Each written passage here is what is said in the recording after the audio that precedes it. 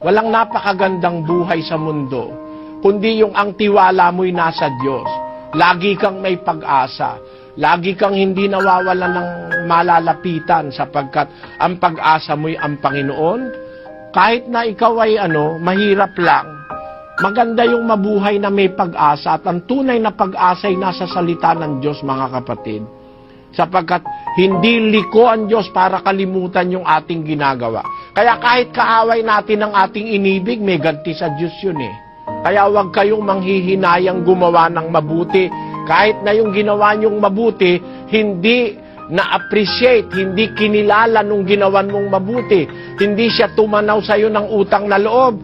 Huwag kayong malulungkot kasi pag hindi nila ginantihan ng kabutihan, ang Diyos ang gaganti sa atin ng mas maraming ganti. Pakinggan nyo sa 6:7 ng Efeso. Maglingkod na may mabuting kalooban, nagaya ng sa Panginoon at hindi sa mga tao. Yamang napag-aalaman na anumang mabuting bagay na gawin ng bawat isa ay gayon din ang muling tatanggapin niya sa Panginoon, maging alipin o laya. Ayon, mapapag-alaman ng wika na alinmang mabuting bagay na gawin ng bawat isa. Ano man yung ginawa nating mabuti, gayon din ang muling tatanggapin natin sa Panginoon. Merong bayad yan sa Diyos, kapatid.